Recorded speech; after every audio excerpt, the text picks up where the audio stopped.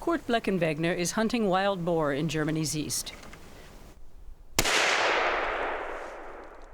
These hunters in Ilmersdorf, some 80 kilometers from the Polish border, are culling the boar. They're seen as a danger, potential carriers of African swine fever, which is harmless to humans, but an existential threat to pig farming. But even these hunters know that alone probably won't be enough to prevent the spread of the disease to Germany.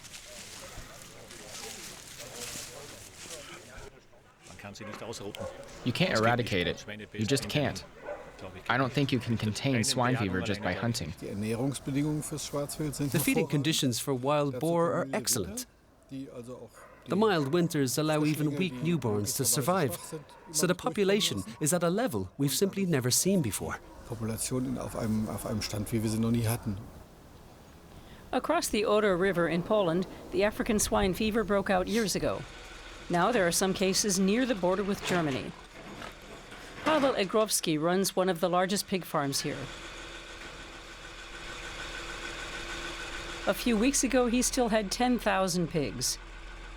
But he sold most of his animals before the prices collapsed.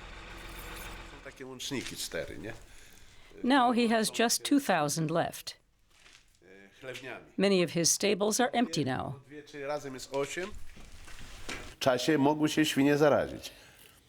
If they find out at any time that the animals are infected, we'll have to kill them all. That would mean €1 million loss for me. Zofia Batorczak heads the local veterinary board in Zielona Góra and keeps the district swine fever map up to date. She's convinced that intense hunting of boar will prevent new cases. In Poland, we've always focused on culling as many boar as possible, ideally until there are none left.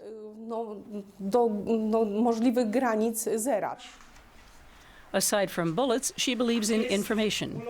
Numerous flyers are supposed to calm Polish farmers' fears of swine fever, encouraging them to take sufficient steps to protect their stock.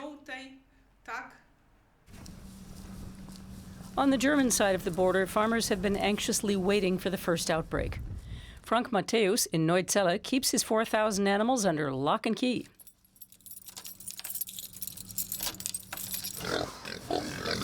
He won't let anyone into his stables, not even our cameraman. He filmed this footage himself. If there was just one confirmed case of swine fever, the region's meat trade would grind to a halt, and meat exports would plummet. We're scared. The virus has spread, and a single boar could spread the virus here too. All it takes is an animal swimming across the river Oder or Neiße to have an outbreak. But what can be done to keep the Polish boars out? The German state of Brandenburg has erected a 120-kilometer-long electric fence along the Oder River. But will the flimsy fence help? Right now, we're seeing boar destroying the fence.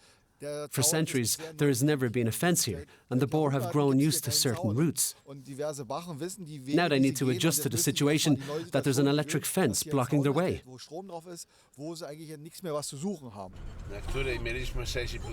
The Polish pig farmer Paweł doubts Germany's electric fence will keep the virus outbreak in check.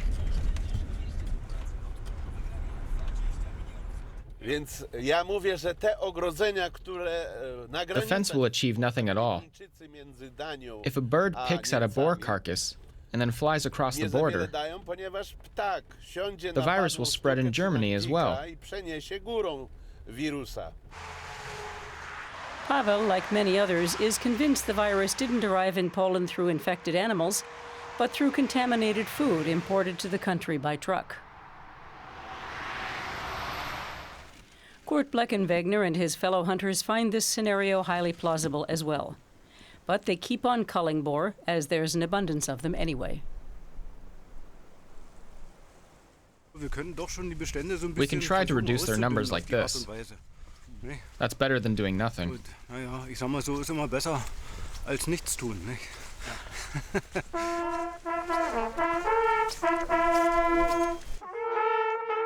The fewer wild boar, the thinking goes, the slimmer the odds that swine fever will spread in Germany. Even so, most German hunters and farmers are certain the virus will eventually find its way into the country.